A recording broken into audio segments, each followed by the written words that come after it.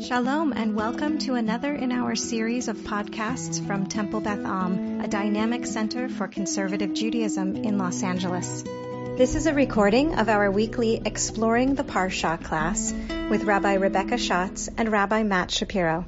If you know chunks of this Parsha, you most likely know the piece is talking about different holidays, which is a substantial chunk of this week's Parsha. But why do the stuff you know when we can do something much more obtuse and confusing? So we're going to be picking up in chapter 24. It's not the beginning of the chapter, but the beginning of the chapter doesn't necessarily give you all that much context for what we're actually going to be looking at.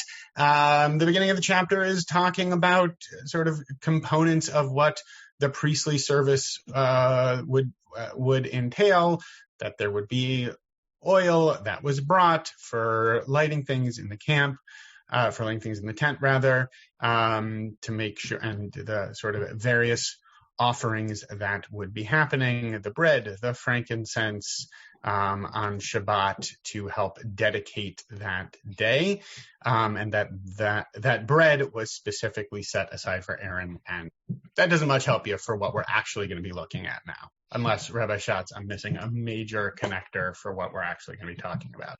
Negative. Great. So here we go. Vayetze ben Isha Yisraelit. And a son of an Israelite woman went out. Vehu ben Ish Mitzri. And he was also the son of an Egyptian man. Betoch b'nei Israel, within the people of Israel. So we're going to be hopping into this brief chunk of narrative with this very interesting description of a person. Vayinatzu b'machaneh ben ha-Yisraelit ve'ish ha-Yisraeli.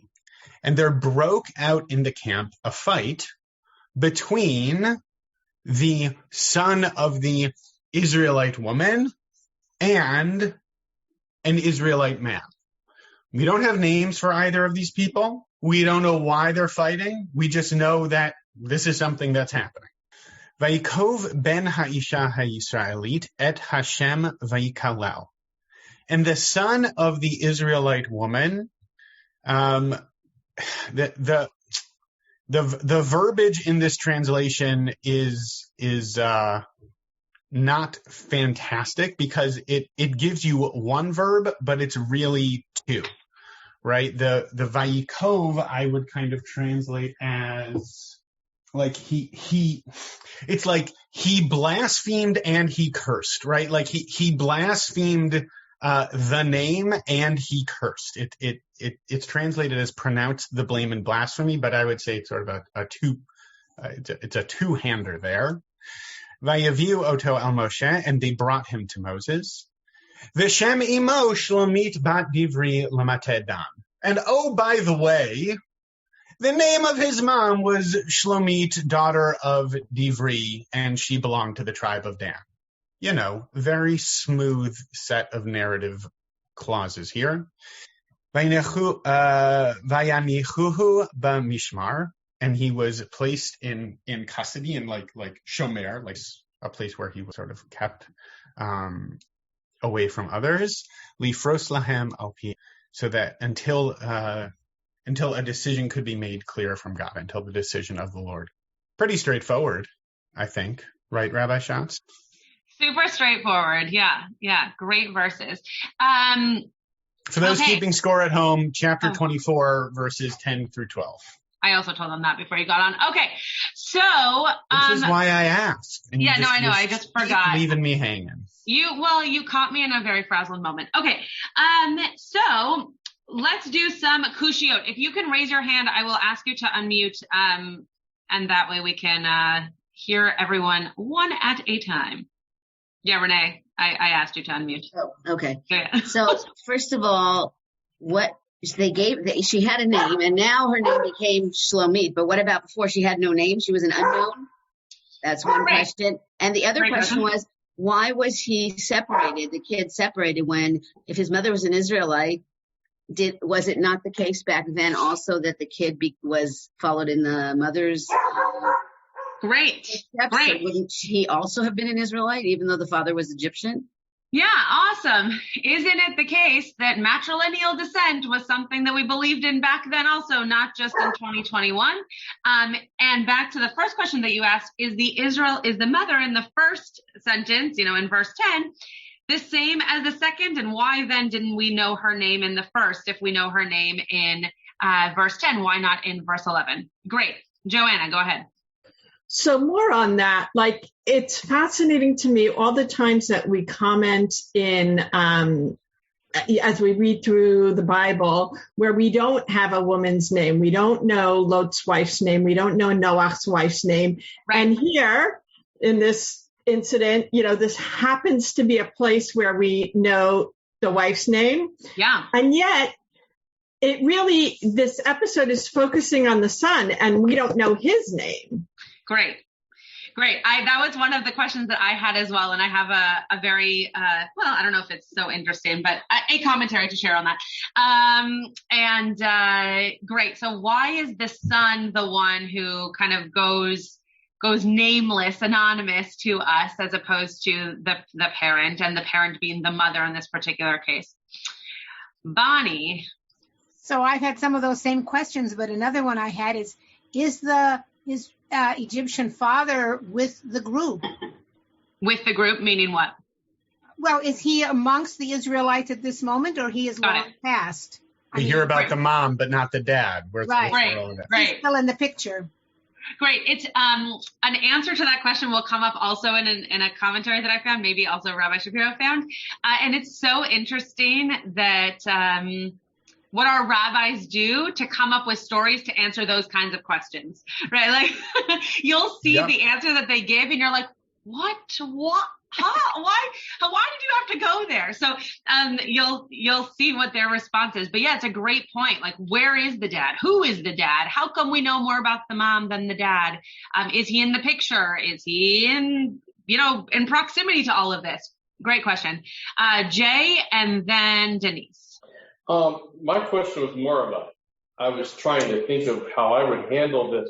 Maybe the rabbis decided not to mention the son's name because of the blasphemy. Mm-hmm. And a misuse of name leads to an elimination of a name, you're saying?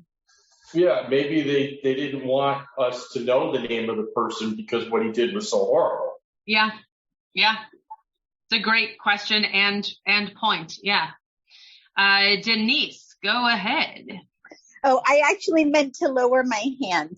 Oh, you did lower your hand. I just thought that you knew that you were going to be called on, so I called on you. Okay. Joanna. So as I, sort of continue to reread these verses 10 and 11 almost seem like an insert. And I have to say, because I've looked ahead one or two more verses. Verse 9, when it speaks in the generic, it almost feels like typical Torah, like we're going to tell you a certain law now. Should this ever happen, here's what to do, right? Because following this little mini episode with this person, it tells what to do in this situation. And it almost, for reasons I can't fully explain, it feels like this is almost two different voices, and there's been like an insert into the text here. Interesting. Rabbi Shapiro, can you go up a second? Because I think Joanna was talking about verse 9 into 10. I just want to be able to see it. Is that what you were referring to, Joanna? No, sorry. Verse 10, right? So verse 10 in the generic. 10, okay.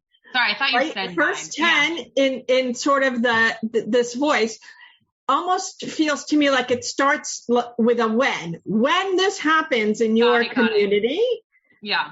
Right? And then there's like this insert of a specific case. Yeah. And then the following verse says what to do. Interesting. As opposed to the opposite you're saying. Right. So this little incident of the specific Israelite feels almost like an insert into the text. Yeah. Interesting. I hadn't thought about it that way before. That's very interesting. Elon, was that a hand or just your glasses being taken off? Just my glasses being taken off. Okay. Well, lovely glasses. Nancy.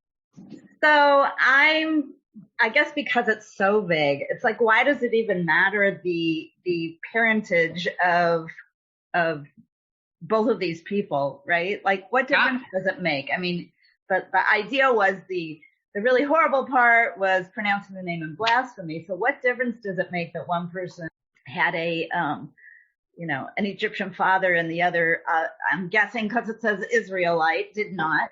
And then it's so vague that it says the son of the Israelite woman. Well, they both had Israelite mothers. If the other one was an Israel, so it just seems so incredibly vague, and like, why does it even matter? Right. Yeah. I'll put even a finer point on that question, because it's something that I notice in these verses too. It's like, isn't it assumed, right? Ish HaYisraeli, the Israelite man. Like, if there's two people, it's like if I were to tell you, oh, there were two people walking down the street, someone who lives in Los Angeles and someone who just like you can just sort of assume if there's two people walking down the street who they live in Los Angeles because we're in Los Angeles. Like, there was an Israelite and they were in the Israelite camp, so he was an Israelite. Did I mention he was an Israelite? Right? It just seems, quite redundant. And as we keep coming back to in our time together, nothing's in there by accident. Yeah. Huh? Why is that there? I did not even notice that until you just said it. I also didn't. I mean, yeah, interesting. And that's why it's fun to do this together. Karen. Yeah, sure. I'm totally lost. Great. Yeah, totally lost. What name was blasphemy? What? Yes. What happened? Ding, ding, ding. Oh, really? Then I'm not confused, I guess. Okay. You're not lost. I mean, you might be lost, but you are asking the questions that none of us know the answers to, or at least are coming across as the most ambiguous of the claims in this piece. But you will let me know eventually. I believe so, yes. I mean, Rabbi Shapiro, on that, would you like to kick it off from there? Oh, I mean, I'm not going to be speaking to that necessarily, but I can. Okay. Try. I thought. I mean, I'll just say, like, it's a weird story, right? Like, it's not quite as elliptic as when we looked at the Bridegroom of Blood story, right? A couple, but for me, it's similar in terms of, who's there and what's happening, and that seems to be an extra verb, and why is that clause there, right? Like, it's definitely, it wouldn't get past the copy editor's desk in 2021, right? Like, it doesn't seem to quite add up in terms of pronouns, titles, clauses, verbs, like it's just an odd couple of verses. Mm-hmm. And I think Rabbi Schatz and I are bringing different pieces, but I think each of our pieces is like trying to backfill the story, right? Like, hold on.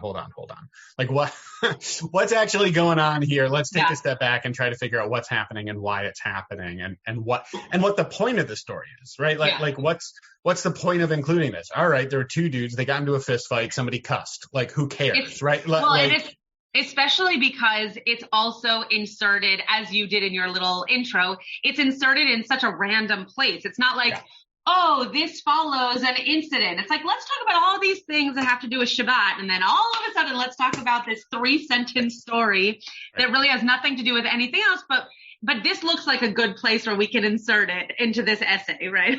So it is an interesting, an interesting piece of context. All right, why don't you do your midrash? Because it's more whole than my little parts of commentary. Cool. All right. I'm gonna do one chunk. Does everybody know that he got the DDD thing from Susan Nemitz? Because it's fantastic that they're both here, and I just wanted to acknowledge that. So anyway, continue. I think I was DDDing even before I met Susan. I think absolutely not. I think it's just one of them. Wait, Karen's very excited. Karen, what would you like to say? You do DDD as well, Karen? No, But the minute you said that, the minute it came out of your mouth, I knew where you got it from. Just saying. Susan Nemitz. Okay. Susan Clegfeld. I'm glad to be such a positive influence on all you folk. I mean, I wouldn't go that far. Always. I will go that far. Okay. Continue. I do pick up people's speech patterns very quick. Like Rabbi. When you like them. There's the Rabbi Schatz. For those of you who don't know, one of Rabbi Schatz's go-tos is, oh, good. Like when something is going south very quickly.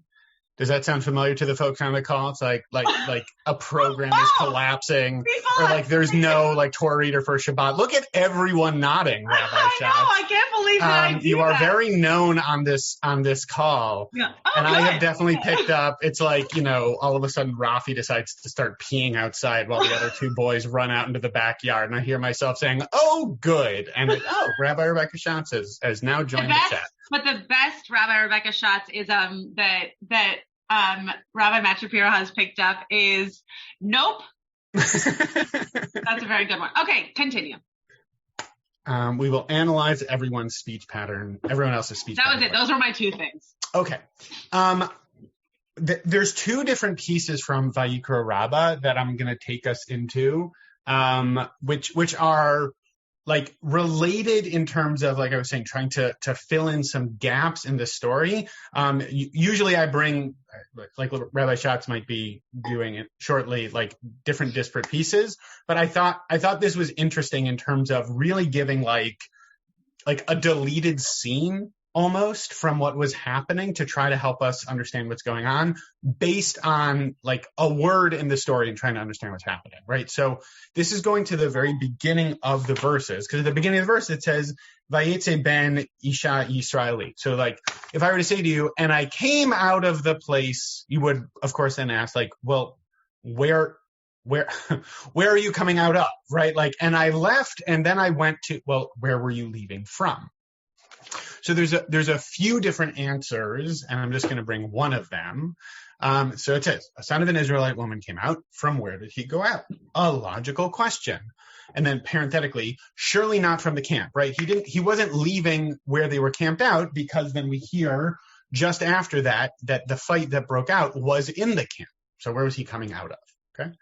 Rabbi Chia taught he came out with an argument. He came out from an argument. He had gone to pitch his tent in the camp of the tribe of Dan, right? So we hear in the next verse that that's the tribe that his mom is from. So this unnamed person who has an Egyptian father and an Israelite mom, he had gone to pitch his tent in that part of the camp. And they, the Israelites, said to him, what are you doing? What claim do you have to pitch your tent in this part of the camp? To which he then said, well, that's where my mom's from. I am from one of the daughters of the tribe of Dan. But they said to him, and here the Torah is quoting itself ahead of where the verse actually appears in the Torah, but the Torah quotes itself to this guy who's trying to do something, saying, every man of the children of Israel shall encamp by his own standard, right? That it's about the father's lineage, not the mother's. So they're saying to him, this isn't your place. You don't belong here. So then he goes to court, right? He brings a formal legal complaint to Moses saying, what the heck? Where am I supposed to sleep, right? This should be my place. But it came out that he was wrong and that actually wasn't his place. And so then he stood up and committed blasphemy. So all of this from one word, right? All of this from one word, and the fact that it's kind of an elliptic narrative. We don't quite know what's happening. We don't quite know why he's doing what he's doing. But based on just that one word of yatzah, the Midrash is suggesting to us that sort of putting together the context clues of the story, what's happening here is that he's a person kind of on the fringes, right? He's a person who isn't like quite in the sort of standard model of what an Israel, and he still wants and needs a place. So where does he go? And he formally petitions to have his place, and he tells, no, that's why you don't have your place there. And so he does something kind of understandable. He's upset, right? Like what I like about this midrash, I always think it's interesting when like the midrash is giving us like this much backstory to something in the Torah. It ascribes a motivation to him that I think is interesting, right? He didn't blaspheme just because he felt like it. He didn't cuss just because he was having a bad day. He's not feeling like he's a part of the community. He's feeling like he doesn't belong. And so that's why he does this thing that he really shouldn't do. And so I think that that's like a fascinating sort of background story, right? Filling in the gaps as Midrash often does, like a background understanding of what's happening here and why it's happening. I have another chunk from Vayikra Rabbah that I think is interesting and I like less, but I really like this one. I'll pause there. Thoughts, reflections, like, does that check out to you, right? Like, does that track? If we like take that backstory and we try to like sort of insert it back into what we see happening in the Torah, does that track? Yeah, Denise and then Bonnie.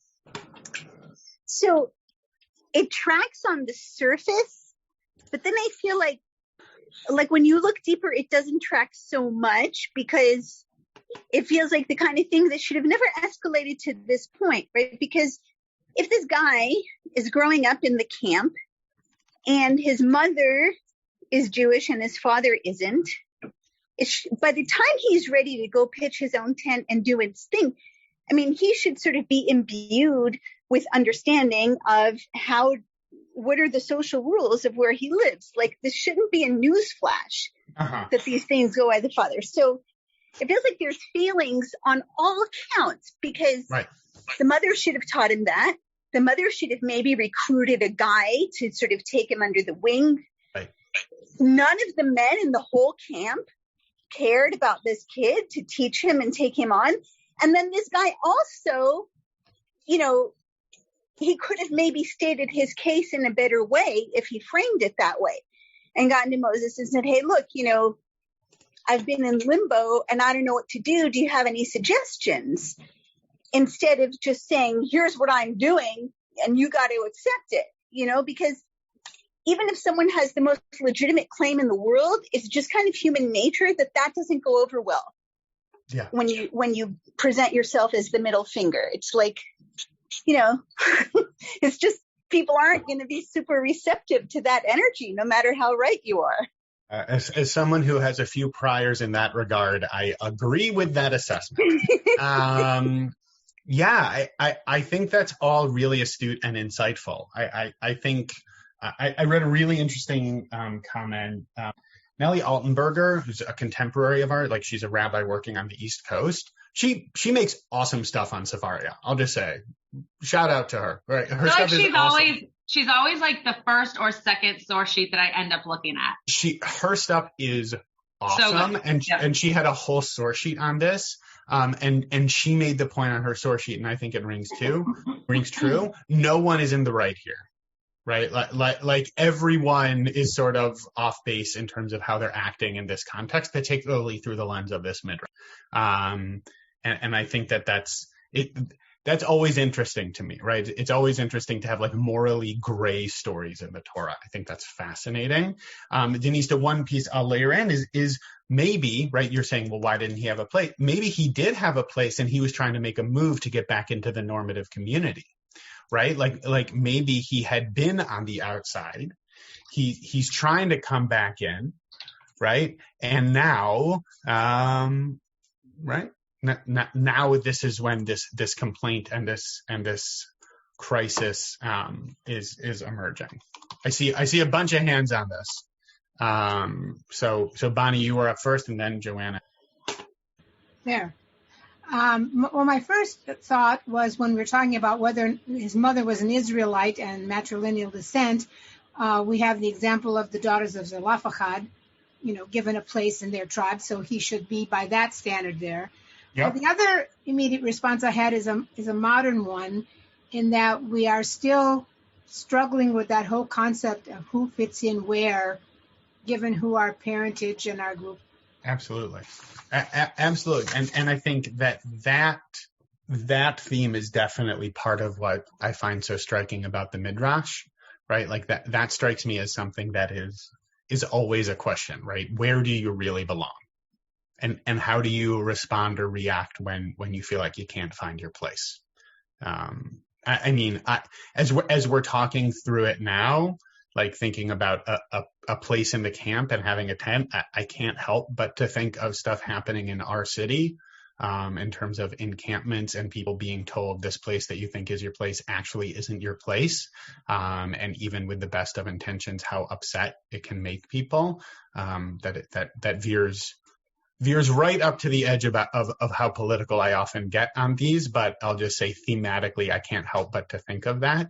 And on more of that like individual existential level, I think it's a question that all of us have, right? Where do I really belong? Where's my place in a community? Where's my place within this tribe?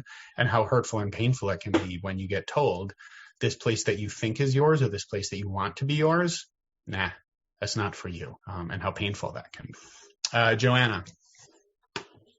So I too was thinking about Benot Tzlofchad and some interesting things popping into mind there. In terms of like, these are both stories where it seems like, talking about people a little bit on the outside or the fringe, to the extent, especially back then, that, women would be considered, not part of the main male dominant patriarchal society. Yeah.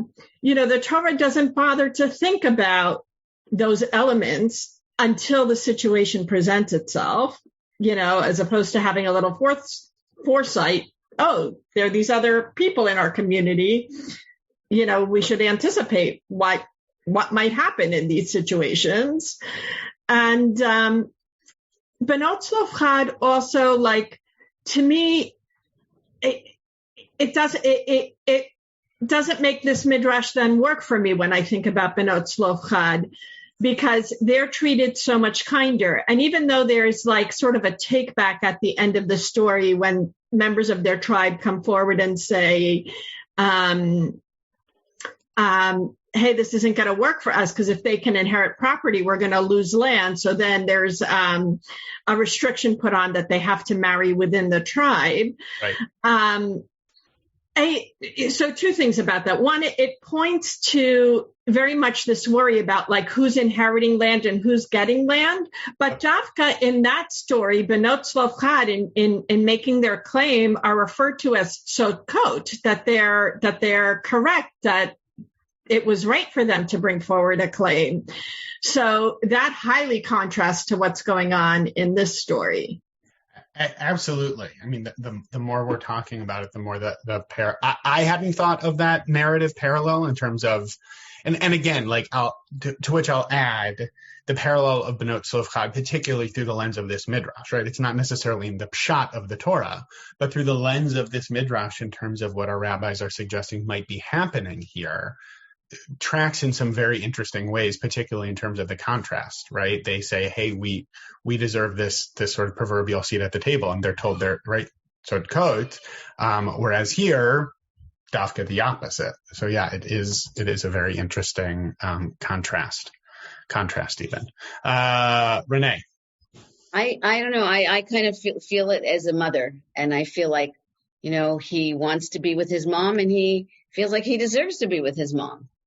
So maybe he was more reactive and he didn't, deal with it appropriately or in the most effective manner. But I think his intentions were honorable or appropriate.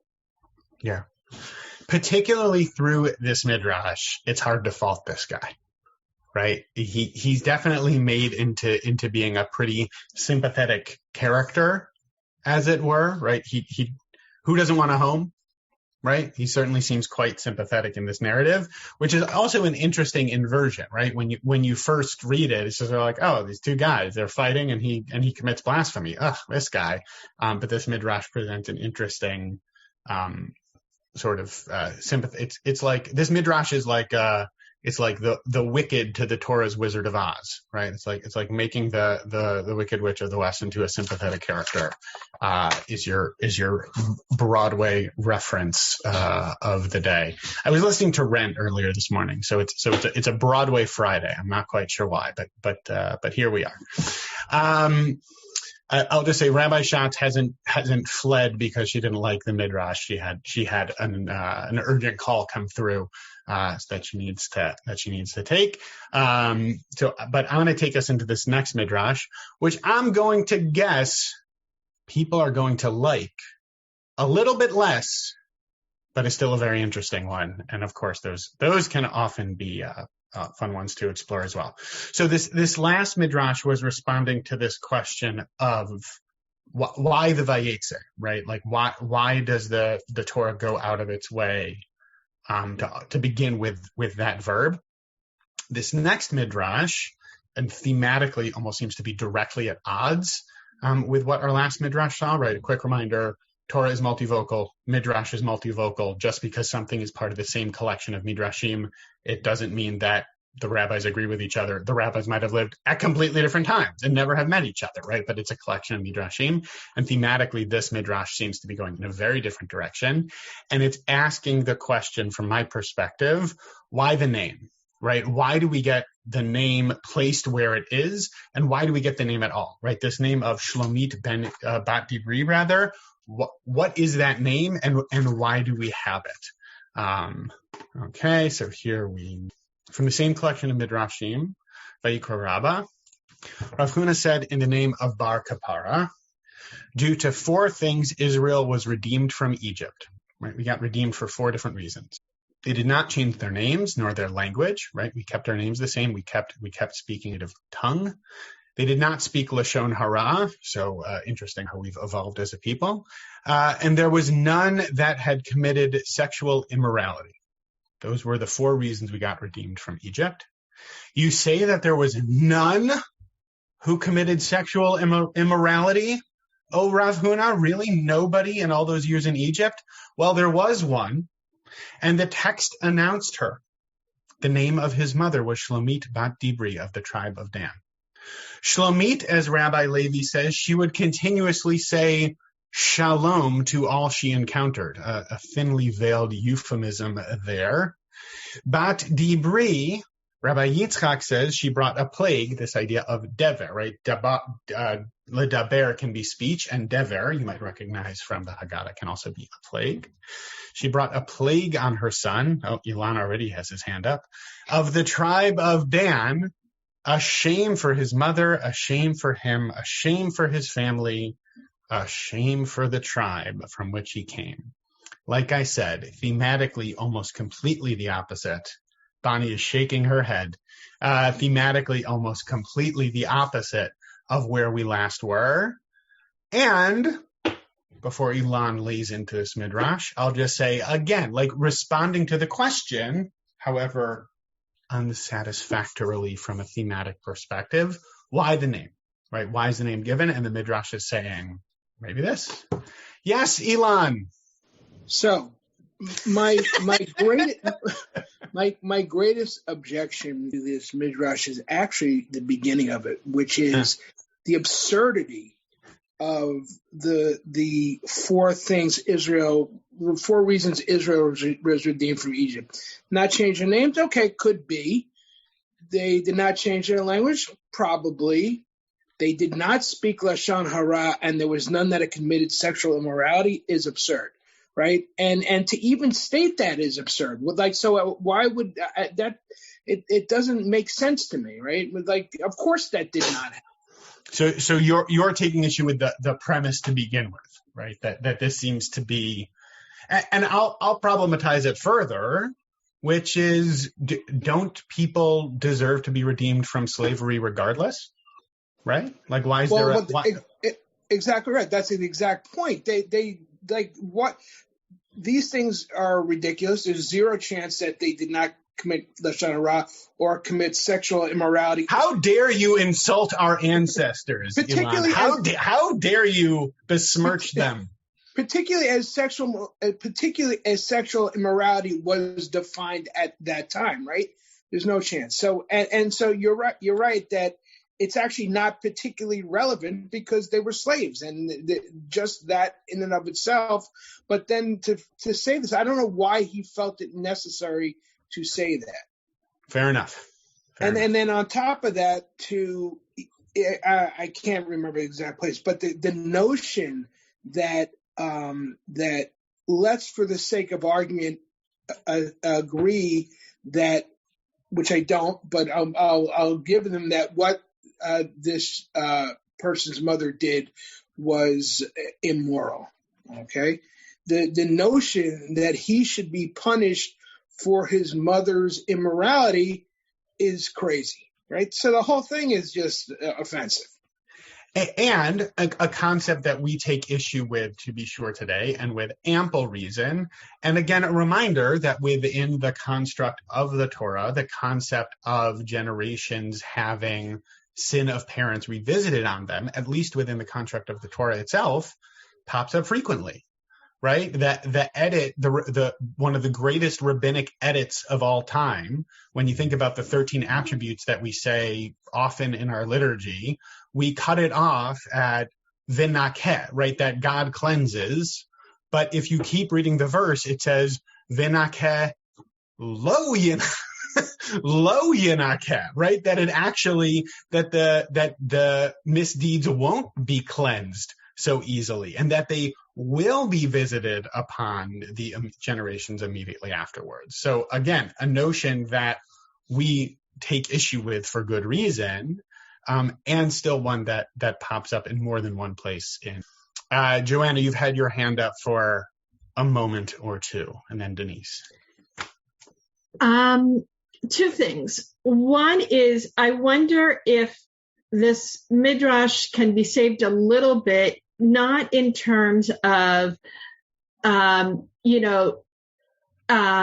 whether or not you did these 4 things doesn't mean that you should be a slave, but that they were redeemed from Egypt as Israel, right? That they kept their identity all these years so that when they were freed, they were still Israelites. They had it through all the slavery. These things kept them as Israelites. But more to the point, reading this midrash, I think it was Renee who brought up in the beginning the question of matrilineal descent. And it's not clear to me that marrying someone outside the Israelite nation is sexual immorality. And we know certainly from the other side that it was okay. Both Joseph and Moses marry from the outside. So if the key leaders can do it, why not everyone else? And also there seems to be at the time of the Exodus, at least, there seems to be a generally kind of okay attitude towards others kind of amalgamating with us, right? There's a comment somewhere about the Erev Rav, the riffraff, the extras who kind of tagged along and apparently were welcome to do so. So it's not clear to me what is so terrible in the time, place, and context that this story is taking place in about a woman marrying someone who is not an Israelite. Again, the phrases in the Torah are somewhat baffling, right? Like it's definitely confusing. I think also part of what this midrash is doing in terms of the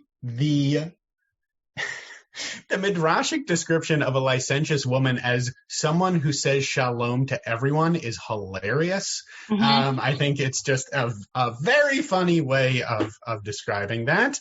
You know her, she says shalom to everybody. And I think that's part, Rabbi Schatz like that. It's what I thought too. When I read it, that's exactly what I thought.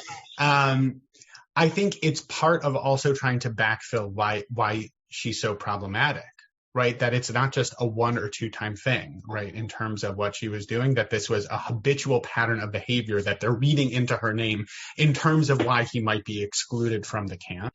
And it is also a consistent vein, Joanna, to your point, like we hear about the Erev Rav in the Torah who left Egypt, right? And they were part of a mixed multitude.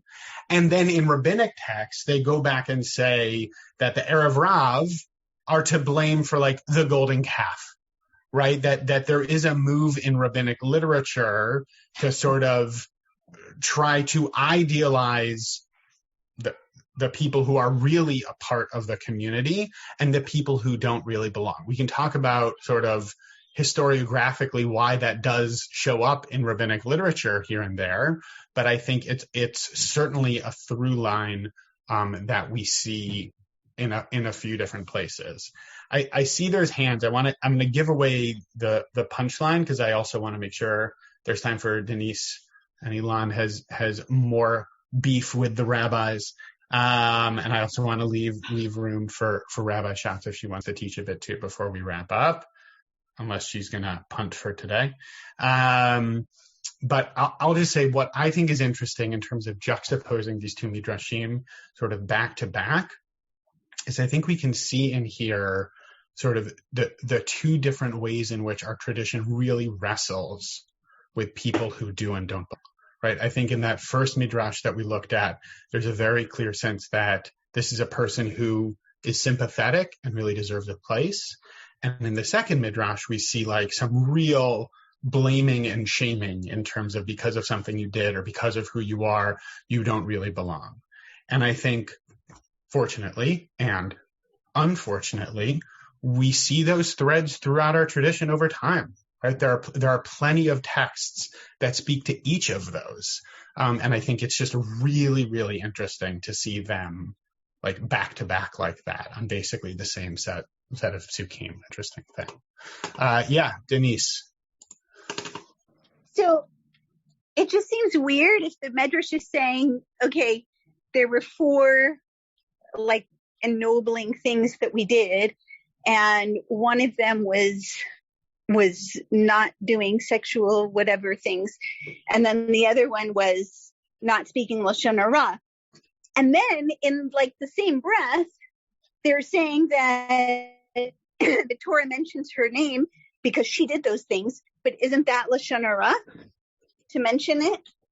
That they didn't do well. Maybe she's like, you know, double minkam, like double your pleasure, double your fun, right? It's like sexual immorality and Lashon Hara, right? She no, not that she spoke it. Not that she spoke Lashon Hara, but I'm saying like to mention to introduce that part of the storyline is itself Lashon Hara. Right, because again, Lashon Hara isn't spreading mistruths, it's sharing information that isn't necessary to be shared, right? There's a difference between rechilut and Lashon Hara. Rechilut is spreading slander and lies. Lashon Hara is just saying something that doesn't need to be said. So Denise, if I'm hearing you correctly, saying, isn't this embodying Lashon Hara by sharing these details that don't really need to be shared? Exactly my point. Right. Thank you. Which brings us back to the question, right? Sort of like a little bit of an Ouroboros there, right? Well, then why was her name mentioned? And so we have to come up with it. Maybe it's because of that, but isn't it Lashon Hara ad infinitum potentially? But yeah, it's a great point. Ilan. So I want to come back to the theme of who belongs and who doesn't belong. Sure. And I'm assuming that the rabbis suggested that, and the Torah suggests that if you sin, your descendants are stuck with that as a means of discouraging sin, right? So that it's dealing with that generation. But the problem in the second midrash that you showed, and in general in this theory, is given that, and if you happen to be the descendant of Bernie Madoff or Bugsy Siegel or Meyer Lansky, according to that, you're screwed. You are stuck with the sins of your forefathers, and there's nothing that you can do about it, right? And you therefore don't belong, which is, I'm curious whether there is an anecdote to that, or antidote to that, right? Where actually you can distance yourself from the sins of your forefather and belong. Yeah. I think, I was talking about one of the grandest rabbinic edits. I mean, I do think there is certainly a strong thread in rabbinic literature of moving away from that sort of inherited sin, right? I think that is something that shows up often, just as like the death penalty is basically legislated out over the course of rabbinic literature. I think it's very much an emphasis on placing more agency on the actions an individual takes rather than like familial or inherited sin. Rabbi Schatz, I don't know if you have like an anecdote or a text that comes to mind like readily for you on that, but I think it's fair to say that it pops up with regularity. Yeah, sorry, I am 98% distracted by stuff that is going on right now that I have to be attentive to. So I'm glad that this has been a wonderful conversation, and to say that I know what's going on in it would be dishonest. I will just share, not knowing if you spoke about this, but I will just share that the thing that was most interesting to me was the piece of identity that I forget now who brought it up in the Kushiyot, of why is it important for us to know who's the Israelite versus who's not the Israelite, and the intermarriage piece of that, especially because it's such a hot topic in modern day Judaism. So let me see if I have a quick something that I can share. Again, sorry for the distraction. You're good. You're good. I'll circle back to the piece that I think Alon was asking about more locally, which is this idea of like inherited sin, basically, as opposed to personal agency. And I think, well, Rabbi, were you going to share the bit about the Ish Mitzri? Were you going to talk about that? No, I actually don't think I have that as one of my. I focus much more on the first verse than the other verses, but you can go ahead. Well, it's interesting. To like locally close the gap a little bit within the verses. I thought, Rabbi Schatz, you were like hinting at this before. Oh, the Moshe piece? Yeah. Yeah, sure. I can share that. I can share that one thing to show that I. No, you can take you're doing great. You're doing great. Take a break. I'm not. You're good. Great. Okay. You're good. It's almost Shabbos. Take it easy. I got you. Okay, well. I have it. I'll just share. Okay, very good. All right. Okay. Okay, so this was what I was alluding to earlier. Thank you for reminding me. So this piece here that Rashi brings is that the Ish Mitzri, who we're talking about without a name, as again, I don't remember who it was, but brought up the idea of we know the mother's name, but not the father's name. Rashi and also Ibn Ezra seem to claim that this was the Egyptian who Moses killed, that his son is now the one who we are dealing with, but the Ish Mitzri, who doesn't have a name in that story, also doesn't have a name, obviously, in this story, but that the connection is that he was the one who was killed by Moshe in that very famous scene before the Israelites leave Egypt.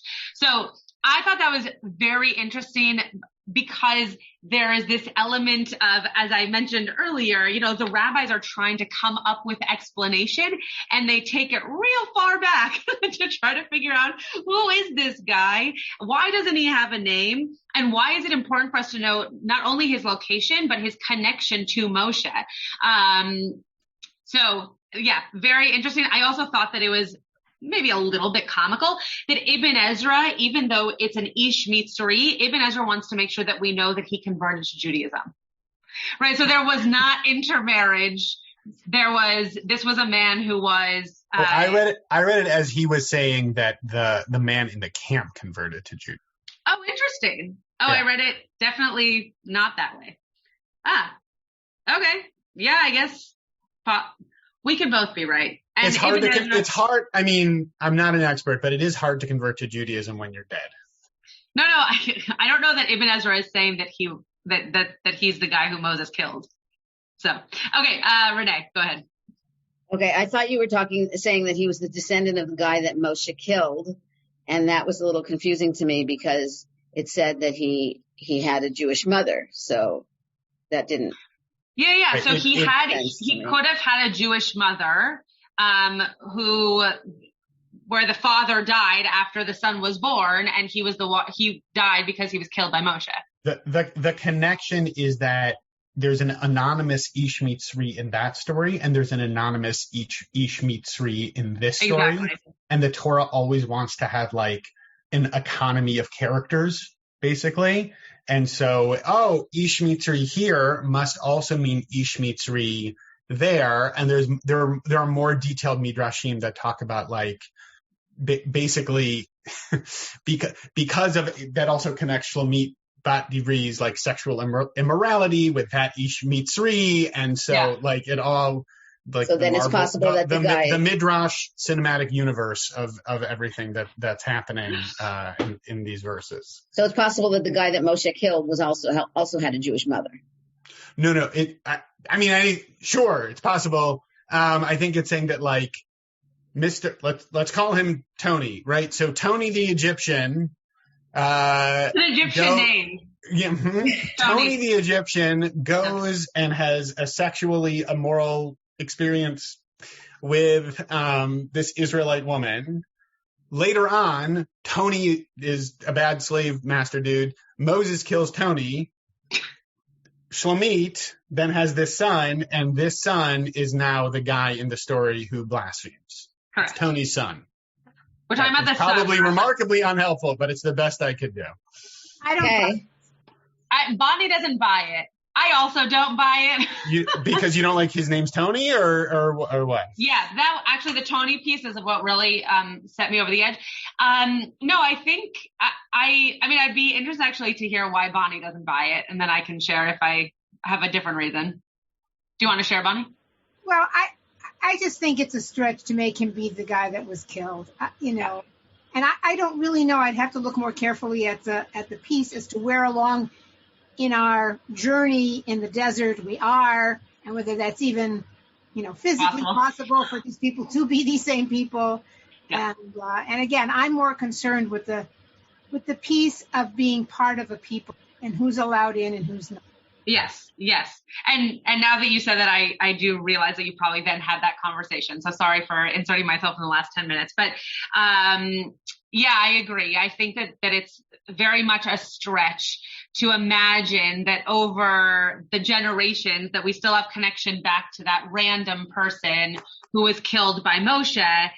And to Rabbi Shapiro's point, the Torah has this economy of language that if they're using the same phraseology for a person in that story, Ibn Ezra wants to use, Rashi wants to use him as the same person in this story. But I agree with you that it probably wasn't the same actual human, but I do wonder, what does that make us think in terms of the story of the person in this Leviticus version, right? Like who was this guy? What did he come from? If he's actually being compared to the man in that story with Moshe. Rabbi Shapiro, any last thoughts? You did I know, even without having listened, you did a great job today. Oh, I love that it's assumed that I did a great job. It's completely unearned. Also, Elon is nodding, so I assume that it's true. Cool. Thanks, guys. I'm gonna go counter to popular opinion here. I'm gonna say I like that we get connected to the Ish Mitzri here, and I'll tell you why. I think the economy of characters is cool. I like it when that happens, even if it's like unlikely that the ages work out. I think it's nifty. You may quote me on that. I think it's nifty when the midrash like connects pieces in that way. I also think there's something to it, Bonnie, to what you're saying in terms of who's in and who's out. I think there's also a piece here of like accumulated pain and accumulated grief, and how when we've experienced pain, unless we resolve it, it can impact us and how we behave when we're included or excluded. And if this is a guy who had a tragic and excluded experience in his past, it makes him more likely to do something that's really, really problematic. Doesn't excuse it.